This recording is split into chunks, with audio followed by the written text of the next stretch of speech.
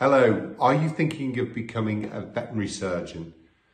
If you are, then I'm going to spend a bit of time on this video explaining the different types of vets so that at the end of the video you'll have a better idea of where you may be interested in working once you qualify.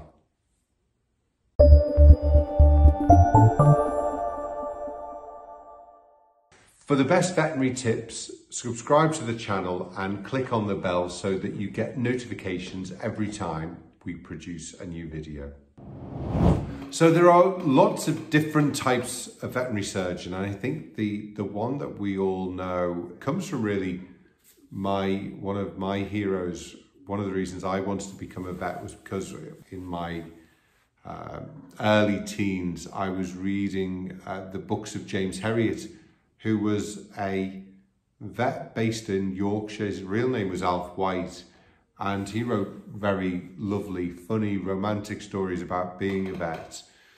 And that was very much at the turn of the sort of 1930s, 1940s, when he was working in Yorkshire, and it was very much large animal practice with some small animal. It was what we would call mixed practice.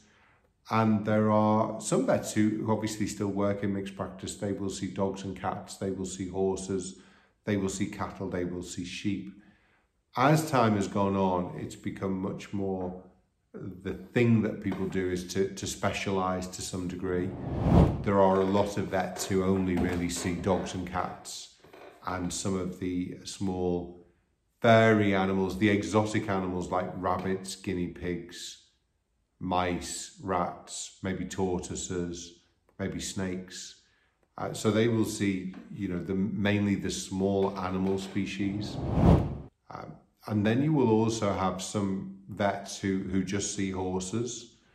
So they're equine vets, and they will often do a lot of their visits going out, obviously, to the stables to see the animals there. And then, of course, you also have farm animal vets, and they may be as specialist as they just see cattle or they just see sheep, and they have certificates in those, and they often go into the farms to act as consultants to help with improving milk yield in a dairy farm, making sure that mortality is really low in sheep farms by looking at welfare, making sure that the animals are well looked after. A well-looked after animal will often produce more. So there are certainly now the different types of vets who works mainly in small animal or in equine or in large animal practice. But then there's also, further specialism, particularly in the small animal field, where you may have a vet who just does dermatology or does internal medicine, or is a surgeon, or is working in diagnostic imaging. So as with the doctors, there is starting to be more and more specialization within practice as well. My special interest was dermatology, as well as owning my own first opinion small animal practice. I also did at least one day a week doing dermatology as a referral vet for vets who had difficult cases. So what usually happens is the vets refer cases in to the specialist rather than somebody just going to a specialist and expecting to be seen, because we want to be able to see the history and things like that. So they're the obvious areas where vets work in clinical practice, but obviously there is also the need for vets to work in abattoirs, to look at food safety and security, to work on import and export of animals.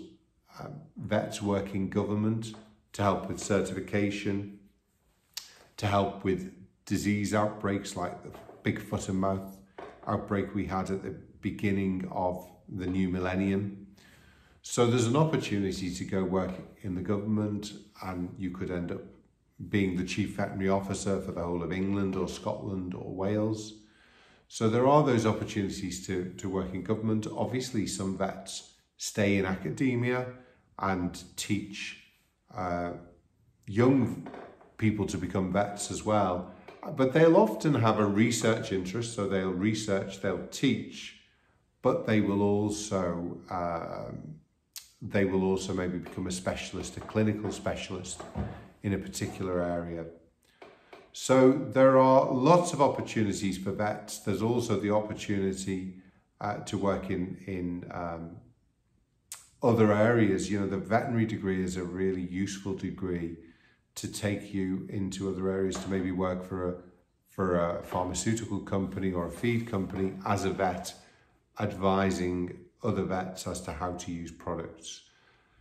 I think the key, and some people, you go and do a veterinary degree and then do something that's quite different. So it's a very useful degree to do. It is a 5-year degree, 6 years if you go to Cambridge. So very satisfying. I've had a very satisfying career, and it is obviously one that I could recommend to others. I think it's important that you love animals, but you love people as well, because you'll be dealing with people a lot and you have to be able to relate to people. So there's some of my ideas on what you can do as and when you finally pass your degree at university. If you've enjoyed this video, please do like it, subscribe to the channel, and if you click the bell, you will get more videos as we do them as well. If you are seriously thinking about becoming a vet and you perhaps have done your A-levels, or you're in the process of doing the A-levels, Wikivet is a really good resource that I would recommend you go and look at. It is a great resource just to learn a bit more about the profession, about the things that you'll study if you go to university. And I hope it will help you in preparing for any interviews that you get for the university of your choice. So best of luck, and hope to see you in the profession someday. Take care. Bye-bye.